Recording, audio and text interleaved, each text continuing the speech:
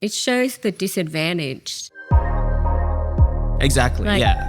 The disadvantage has been going on for over 150 years. Yeah. And even over these last 30 years, the disadvantage is still there. Yeah. Like, there isn't the access to technology. We don't understand the systems because we haven't had that support or policies or procedures to understand how government works, and then the government hasn't been working with us. So the disadvantage, the socio-economic disadvantage, the divide, it's still there.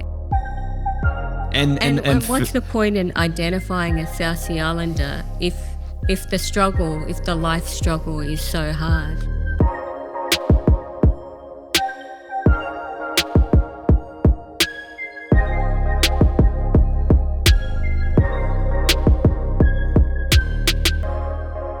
Black Tape would like to acknowledge the traditional owners of the nations on which this podcast was produced. From the Darringal people of Darringal country, to the Turrbal and Yagara peoples of Mianjin, and the Gadigal people of Eora. We pay our respects to those communities and all First Nations peoples, as we recognize the beauty, resilience, and power they hold over the ongoing story of our planet.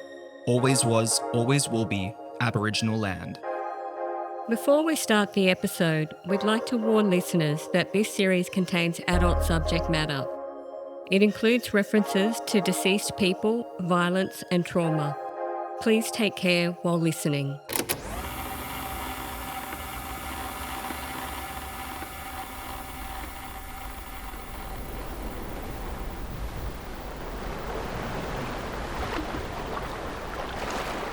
The island was a paradise.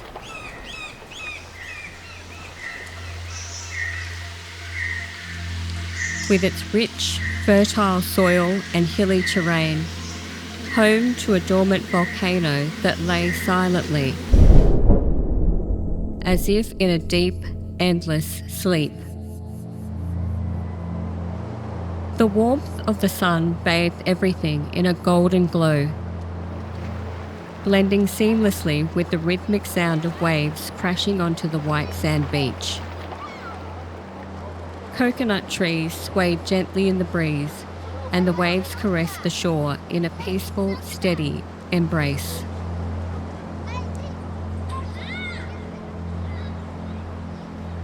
By the shore, a small group of children huddled on the rocks, their eyes fixed on a cluster of innocent crabs scuttling about. Their laughter filled the air as they watched the tiny creatures, completely absorbed in their simple play. But then, an unfamiliar sound broke the tranquility.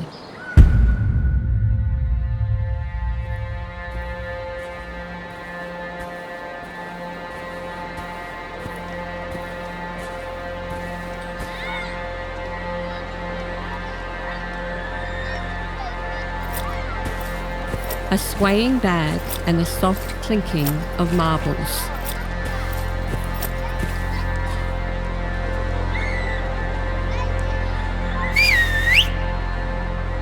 The children looked up, their curiosity piqued.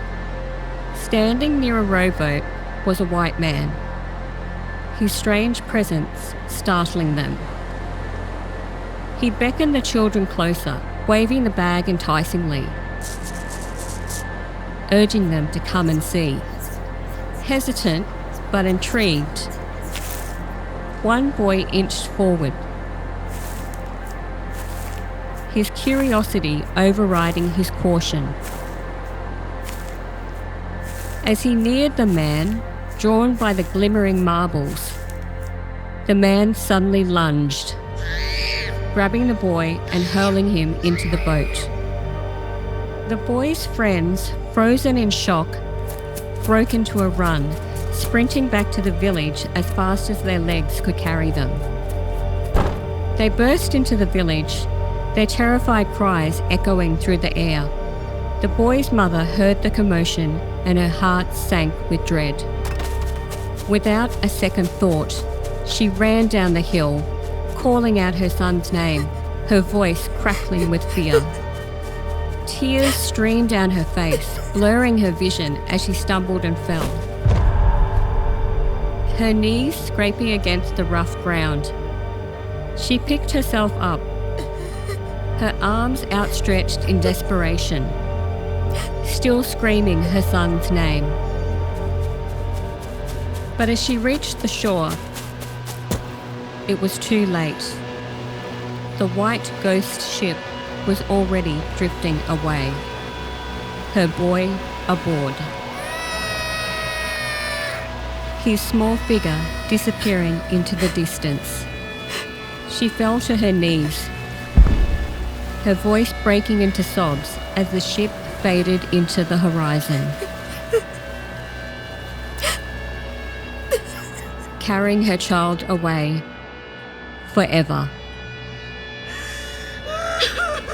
She knew in that moment, as the ship vanished from sight, that she would never see her son again.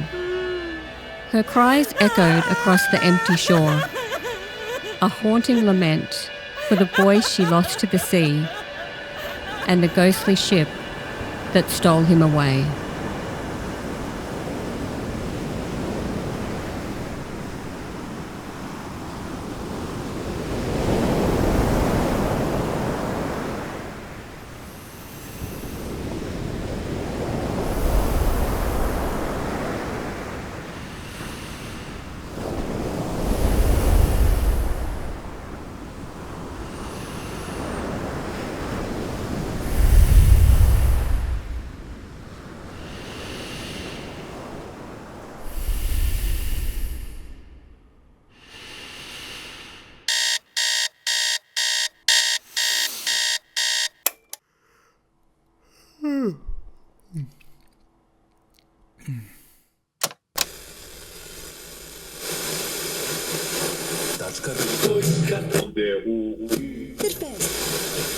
Statues down around the world because of links to slavery. This is off the back of Black Lives Matter. In London, the mayor is saying that every monument is now up for review. And one of the statues in the UK with a question mark now is of Captain James Cook. In his time, he was one of the most enlightened persons on these issues you could imagine. While slave ships continued to travel around the world, when Australia was established, yeah, sure, it was a pretty brutal settlement, but there was no slavery in Australia. But there was no slavery in Australia. But there was no slavery in Australia. I've always said we've got to be honest about our history. We've got to acknowledge the positive and the negative. But, I think we've also got to respect our history as well. And this is not a license for people to just go nuts on this stuff.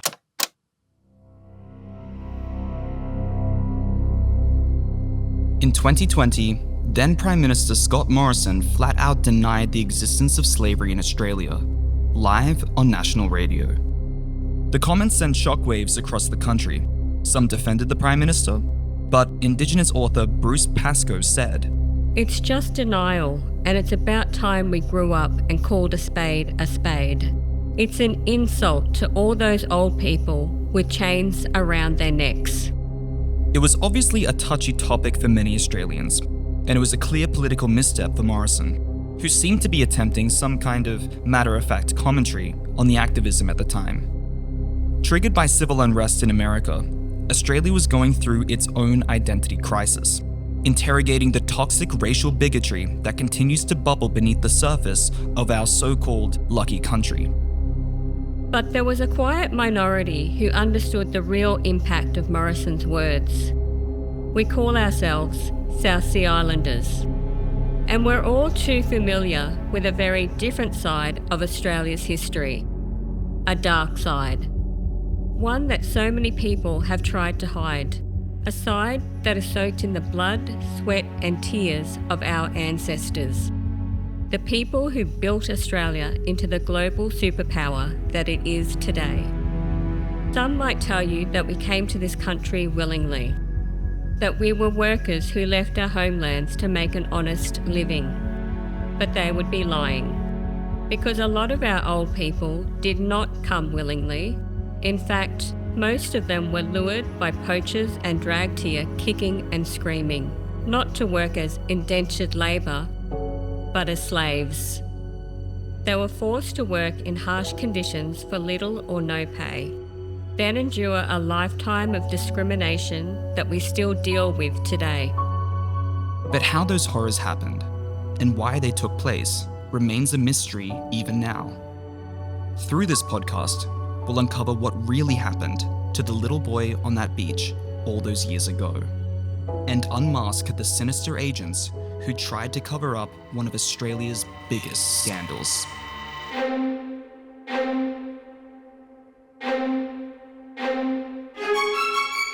Hi, I'm Krishna and Nahow. And I'm her son, Remy Ryall. We are proud South Sea Islanders. We've spent our entire lives trying to investigate our family history. We know the battle that brought our family to Australia. But not many others do. Just like our ancestors were systematically stolen, That history has been carefully concealed. by colonial statesmen with blood on their hands, Help us bring those villains to justice and those we lost back to life. as we explore the past, present, and future of South Sea Islanders. It's time to peel back the black tape.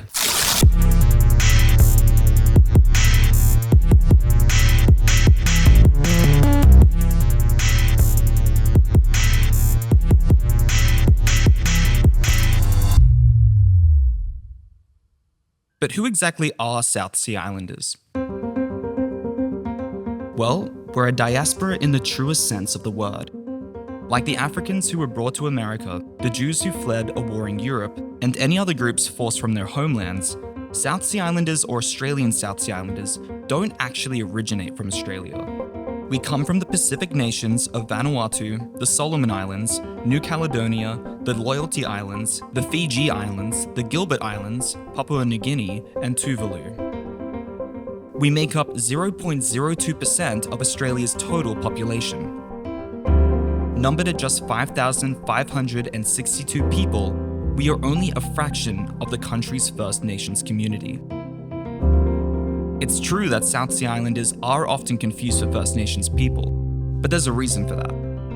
After a century of intermingling, many South Sea Islanders share the same ancestry as Aboriginal and Torres Strait Islander people. In fact, we have strong roots in the Torres Strait Islands. South Sea Islanders and First Nations people also share a common cause: surviving the cruelty of colonialism. Ordained by the Crown and even God, the Australian colony has always felt entitled to whatever it wants, whether it's Indigenous land or the people of the Pacific. We have faced the same evil, but South Sea Islanders remain a minority within a minority. We carry with us our own unique culture and a history that is similar yet distinct from our First Nations family. South Sea Islanders have settled all throughout Australia, with most of us living in far north Queensland, in cities like Rockhampton, Mackay and Townsville. We describe ourselves as proud, shy, strong and humble people.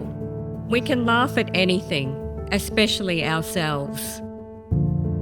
But what brought us to Australia in the first place? Well, to answer that question, we need to take a quick history lesson by looking back at the atrocities that were taking place on the other side of the world.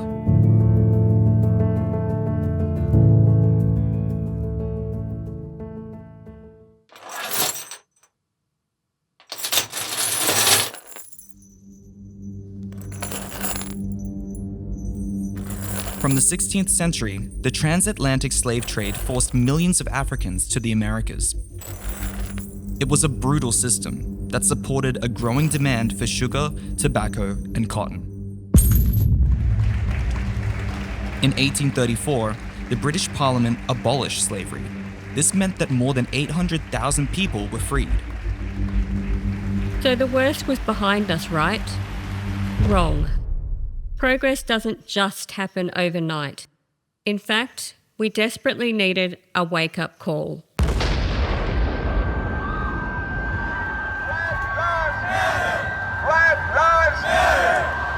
lives matter! We begin tonight with a nation already on edge in the coronavirus pandemic as protests turn violent across America. No justice, no peace. No justice, no peace. There have been violent scenes across the United States in response to the death of a black man, George Floyd, in police custody. I'm tired of my black men and my black women being shot.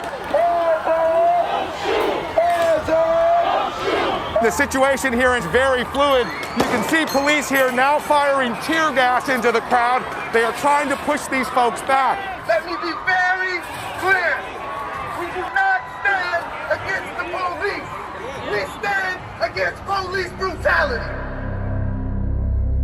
Thanks to social justice movements like Black Lives Matter, we all know the issues that African Americans have inherited from slavery, like systemic racism. So it's no wonder that Australian minorities like First Nations and South Sea Islanders identify with a struggle so similar to their own. But let's set our sights a little closer to home. Back to when the idea of slavery already took root in the minds of businessmen Benjamin Boyd, John Mackay, and Robert Towns. Sound familiar? These are the men who founded Boyd Town in New South Wales, as well as Mackay and Townsville in far north Queensland. But it was Boyd who knew what kind of money he could be making, if only he had a few extra hands. Boyd was the son of a wealthy London slave trader, whose business shipped several thousand enslaved people to sugar plantations in the Caribbean, and he fought against the abolition of slavery. Once he arrived in Australia, Boyd built his own workforce, using a blueprint that was banned by his own government over a decade before. It wasn't personal though, it was just business. So in 1847, Boyd imported over 100 Pacific Islanders, putting them to work on his properties across New South Wales. His plan didn't work out in the end, but other businessmen like Robert Towns continued to push for slavery in Australia. Under his orders, thousands of Pacific Islanders were forced into industries that were deemed too harsh for European hands. And there lies the cruel irony. Without these colonial statesmen and their get-rich-quick schemes, would South Sea Islanders exist in this country today? According to the Human Rights Equal Opportunity Commission, South Sea Islanders are the descendants of the 55 to 60,000 Melanesian people recruited to Queensland between 1863 and 1904. They explain that South Sea Islanders were brought, often against their will, from some 80 Pacific islands. This shocking history is known as blackbirding. It still haunts us to this day.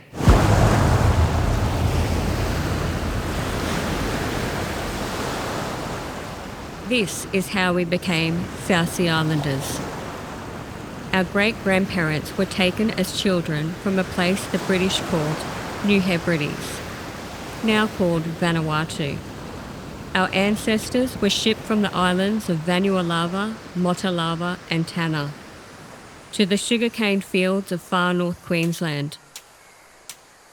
Their work has since injected billions of dollars into the Australian economy and a deadly dose of sugar into the global diet. They never saw their island homes or their families again.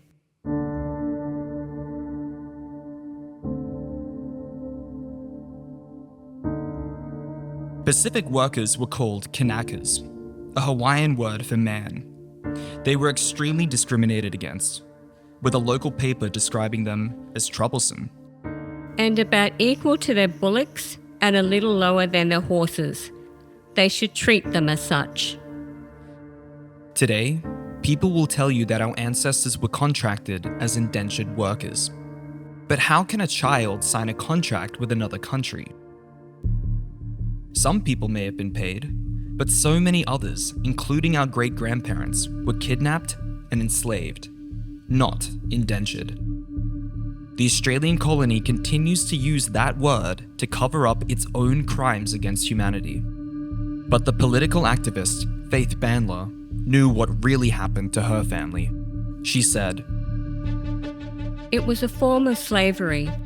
It is true that some people in the later years signed a contract, but my father didn't, neither did his brother, and neither did their sister. They were paid nothing whatsoever. This is one of the darkest chapters of Australia's past. So why doesn't anyone know about it? In an era of social justice, why are we still being asked the same questions? Who are the South Sea Islanders? What is blackbirding? Are you sure there was slavery in Australia? Why should I care?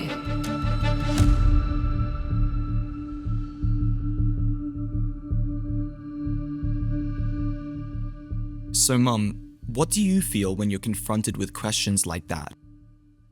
It brings back memories from high school when we were learning about Australian history, and the topic of South Sea Islander history was briefly talked about. And I remember in grade 8 in history, my history teacher singled me out. And at the time, she was talking about South Sea Islander history, and she called me the Kanaka. What? Yeah, and I remember it was really upsetting, like especially as a girl in grade 8. And I felt like there was a lack of awareness about our history. They were saying that we made the choice to come here, which was completely inaccurate, because we know from our family that they were children and they didn't choose to come here. So it's just having this person of authority standing over me and telling me my history, but at the same time, I knew it was inaccurate. Yeah, I don't think it was ever taught or mentioned when I went to primary school or high school or ever really. Yeah, it's been up to South Sea Islanders to come up with a curriculum, which we have come up. We've had a curriculum that's been developed for over 10 or 20 years, but still hasn't been implemented. So the resources are there. Yeah, the resources are there. When I'm explaining to the mainstream who the South Sea Islanders are, because many people don't know still, I often talk about the sugarcane, and I mention, do you notice the sugarcane along the roads in Queensland and northern New South Wales? Our people were brought here to clear all that land, to plant all the sugarcane, to tend to it, and yet so few people know about it today.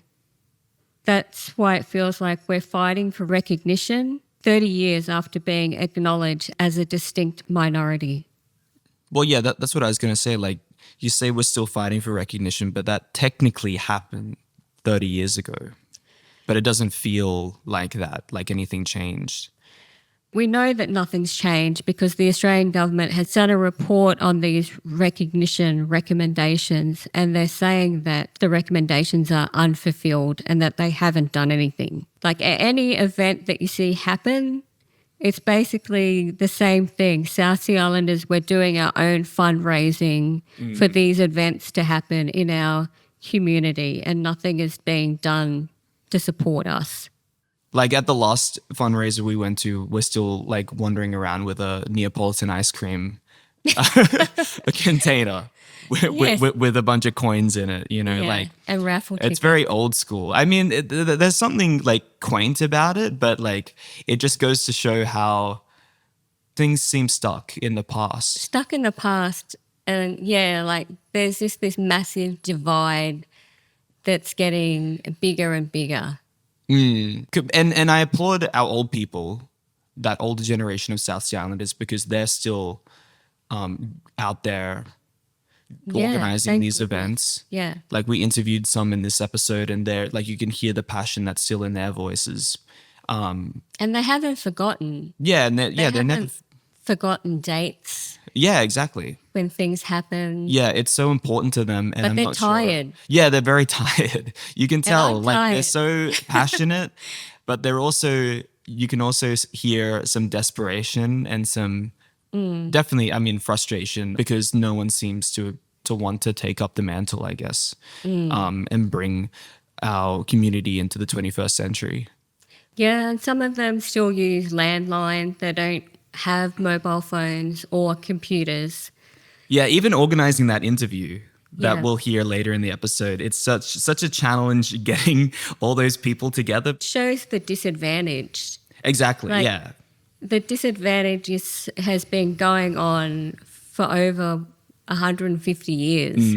Yeah. And even over these last 30 years, the disadvantage is still there. Yeah. Like, there isn't the access to technology. We don't understand the systems because we haven't had that support or policies or procedures to understand how government works, and then the government hasn't been working with us. So the disadvantage, the socio-economic disadvantage, the divide, it's still there. And what's the point in identifying a South Sea Islander if the life struggle is so hard?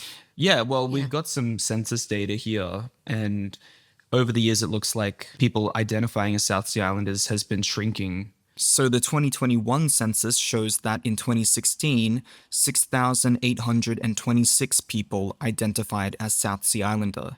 But in 2021, only 5,562 people identified. Now that's a 1,264 decrease in the total population. That doesn't make any sense, really. People don't just like die in the hundreds. Like, they just stop identifying and participating in the South Sea Islander community. Yeah, because there's no government support for us. You have to forget your South Sea Islander identity just to survive. I don't know if you have to forget it, but there's a reality that you have to deal with.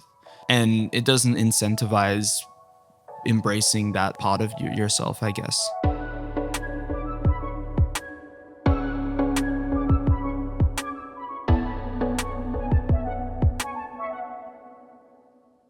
Where do people think you're from when they meet you? Maybe Fiji, or they just don't know. Like a mix of something. You're a mix of something. Yeah. Do you think... Or just white Australian. Yeah. I don't know. Do you think South Sea Islanders know where you're from? That know that you're South Sea Islander? I think so. Maybe they know because they hear the surname and then they make the connection. But to look at me, I don't know. Yeah, I think you're tricky. Even growing up, I was like, where is Mum from?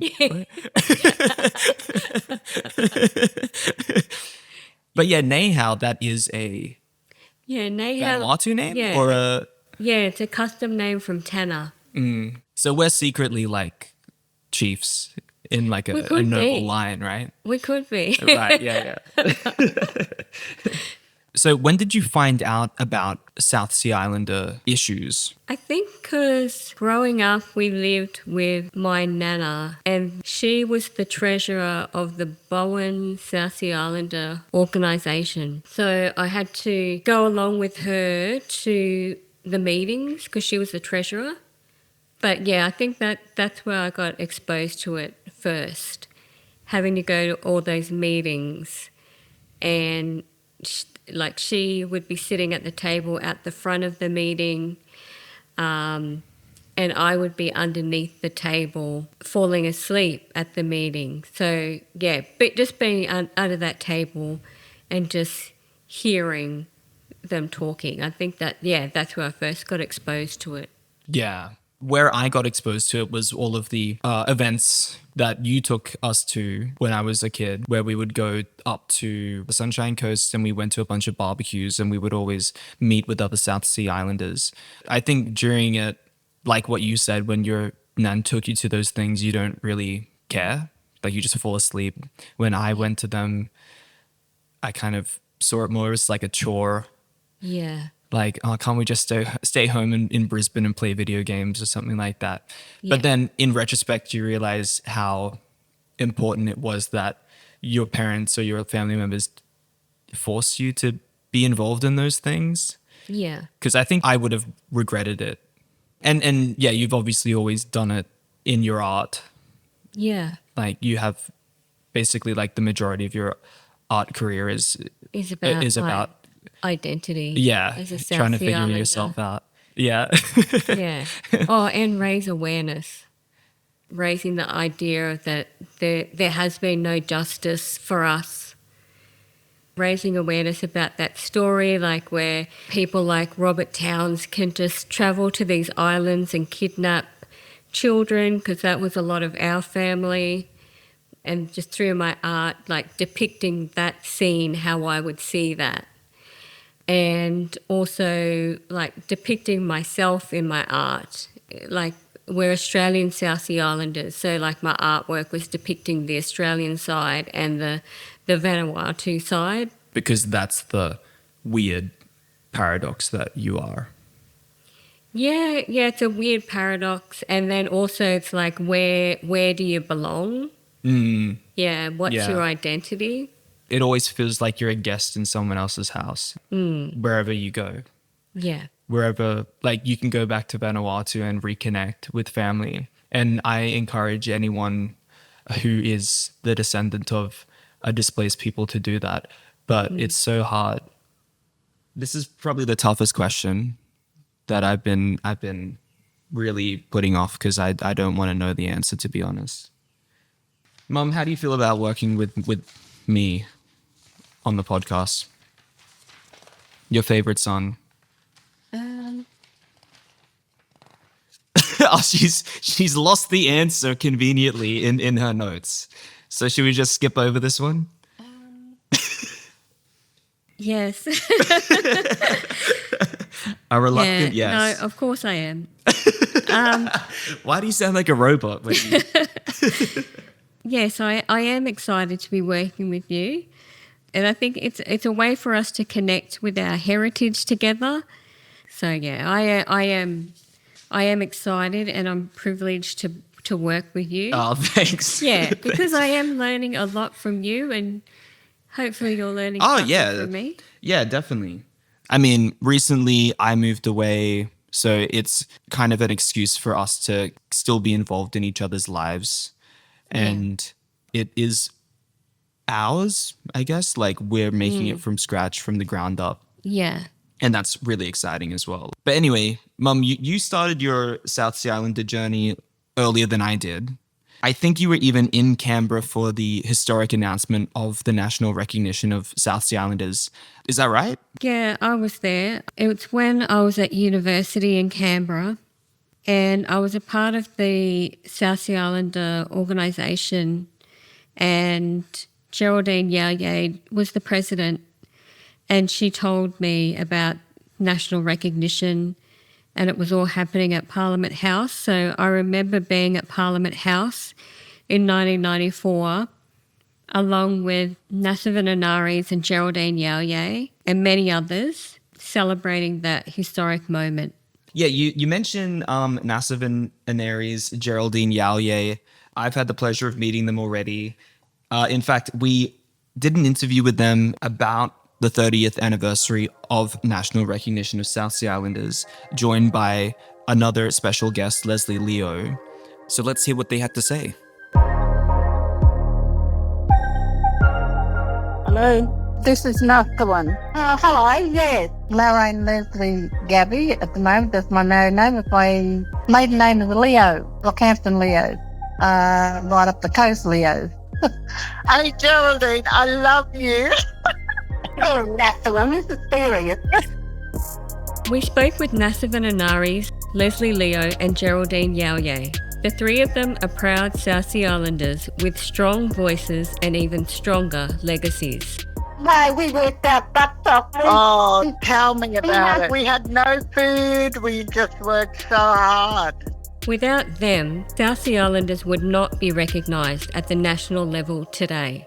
30 years later, the three women still remember where they were on the 25th of August 1994, the day the historic announcement was made. I was so elated. I was so excited.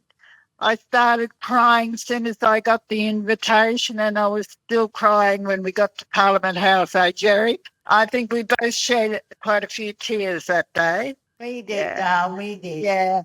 I felt that the chains had been released off my body. I felt that I was carrying something heavy and that it became lighter. I must tell you something. It also threw back a memory that I have when I was a little girl, when I was 5, My mother took me to the school, primary school, and she had my birth certificate and she put it up to the headmaster. I'm standing next to her at the school office, and the headmaster said, "What's this name?" And my mother, she's so gentle. She was so beautiful. She's nothing like me, I'm a rough diamond. She was so gentle, and she said to him, this man, "This is her birth certificate. This is Nasuven's birth certificate." I can remember that man looking down at me, and I was furious. And he had a face on him like an ostrich. He had a long nose and he had glasses, and he looked down at me, and I didn't smile at him. I had to have that name Zoe right up till I was about 18 years of age. Zoe. Can you imagine what I felt like when I felt like the chains had gone off me? They'd fallen off me. I felt so light. Wow. Thanks for that, Nasuven. What about you, Geraldine? What do you remember about that day? I was out on a tree, actually. It was wonderful after so much work that Nasuven and I put into it, that it was great. When Paul Keating declared it, I went to clap, and the security guard gave me a dirty look. I was raising the police upstairs as Thai people got out of the lift, and it was so wonderful to see them. A lot of the people aren't with us anymore, the elders from Mackay. And what happened was they invaded a whole lot of nuns up the road from me where I lived in Canberra. And the nuns had a little bus. And all the old people, the people from Mackay wanted to come. They couldn't stand the cold. And they came and sat in my lounge and got the tea and stuff that I made them, because I had a fireplace. And they didn't want to leave that fireplace. They were so cold. I can imagine.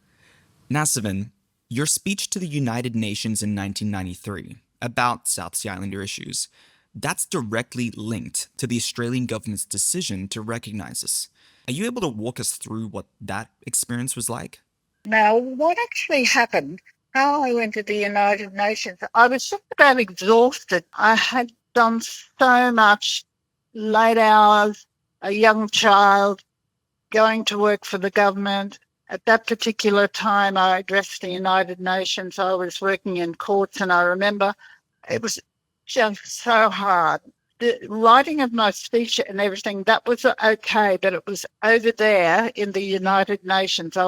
Never had any experience doing anything like that in my life. And so I was mixing with all different people and having conversations. It was exhausting. It was enlightening.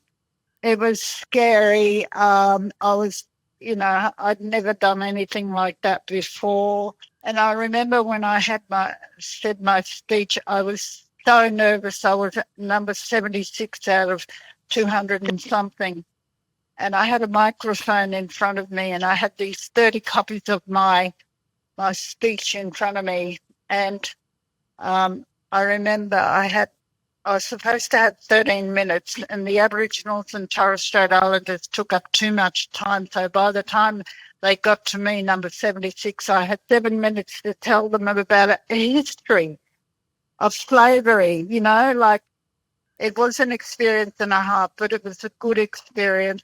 And I'm so glad that I did it. Well, we're here to thank you for doing it, Nasuven. Yeah, thanks, Nasuven. That was amazing what you were able to do 30 years ago. It wasn't easy.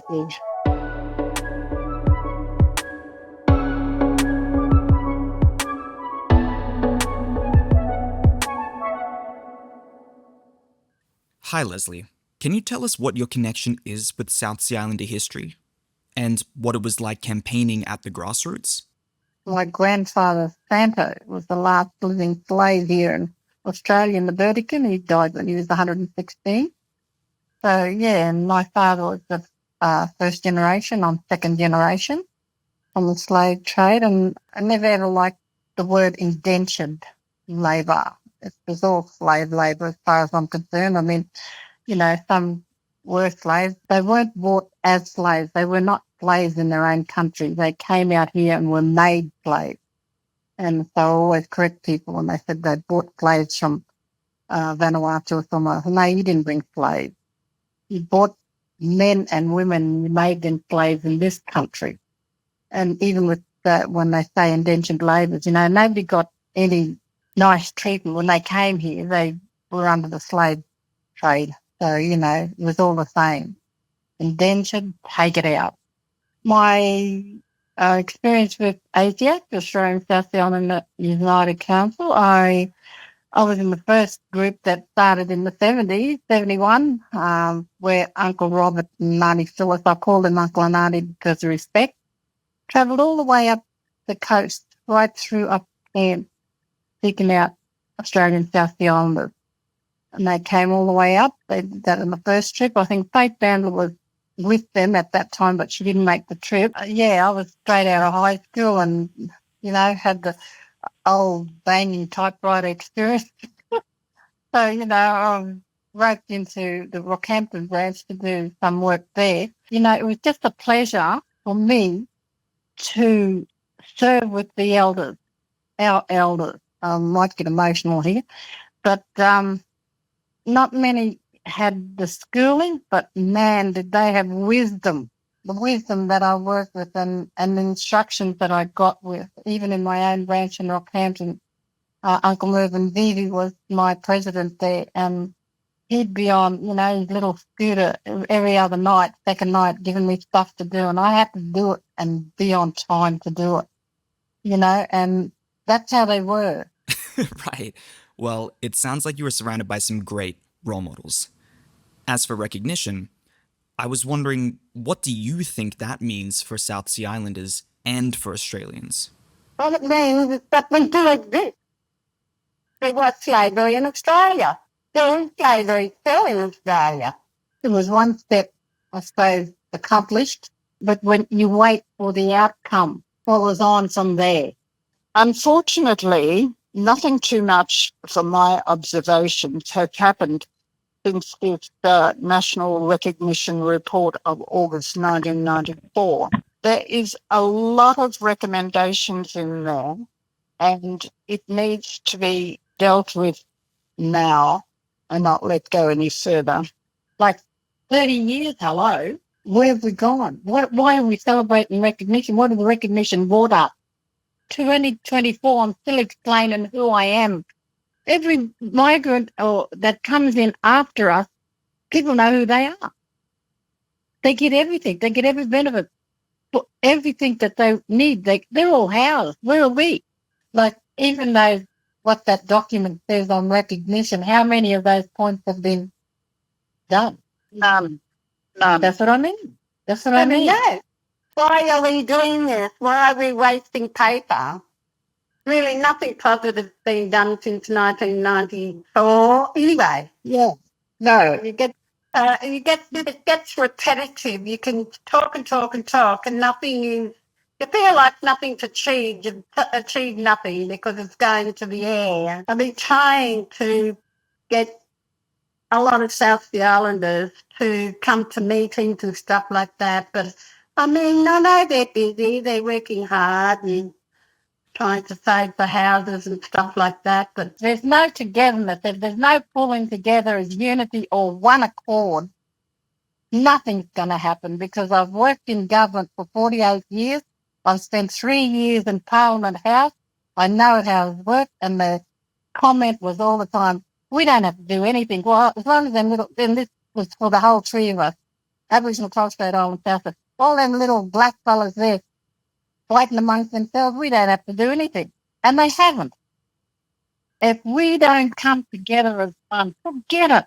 We're fighting air. We're fighting hot air. That's all we're fighting. If we can't come, those elders that started this in the first place set the example. Set the example.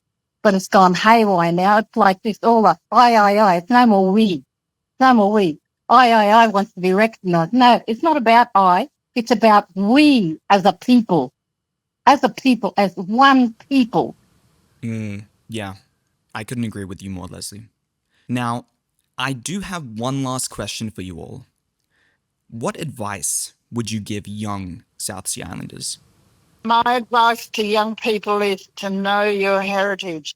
I want South Sea Islanders to be proud of their heritage.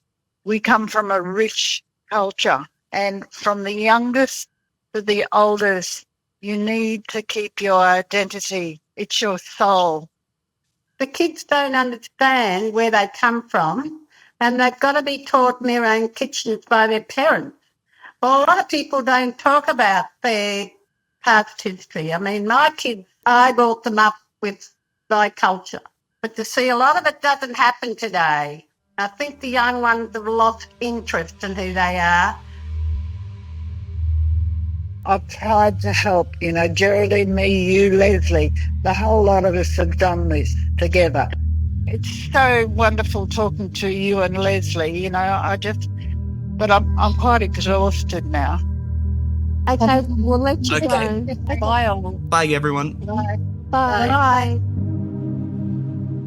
It cannot be overstated what a milestone the national recognition was for South Sea Islanders.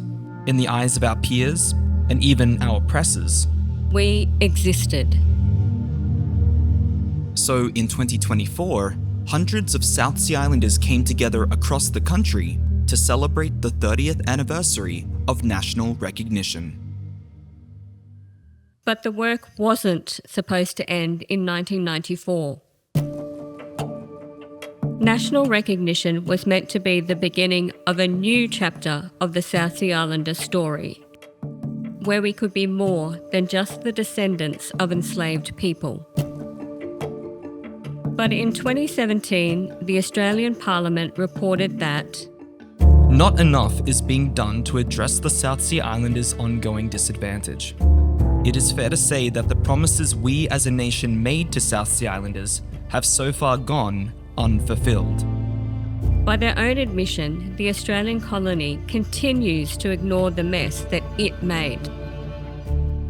Like our country's own First Nations people, South Sea Islanders remain one of Australia's most disadvantaged groups. 30 years after recognition, the obligation remains with South Sea Islanders to teach a history that affects all Australians. Even when Australia's leaders ignore us, we continue to fight for truth. We know who we are and what we stand for, because we know the story. It's been passed down from one generation to the next, from a mother to a son, and now from us to you. It's a story about greed, despair, hope, and freedom. But it's not a eulogy, it's a war cry. One that inspires a forgotten people to forge a path forward, and a fractured country to come together. In the infamous words of the ex-Prime Minister, we've got to be honest about our history. You're absolutely right, Scott, especially when the truth is tough to hear. In every country scarred by colonialism, there's an uncomfortable elephant in every room. Except it's not an elephant, it's hundreds of thousands of skeletons. The remains of people who were beaten and buried in a past that can't touch us but won't stop staring us in the eye. Whether we like it or not, our home is haunted by mistakes we didn't make, but ones we can always correct, if we choose to. So we hope you join us as we travel across Australia and beyond to hear from community about the battles won and the challenges still to come. We'll tape together what exactly happened on that beach all those years ago by uncovering a story that has defined our family and cursed our country. Together, we can break that curse and bring that little boy home.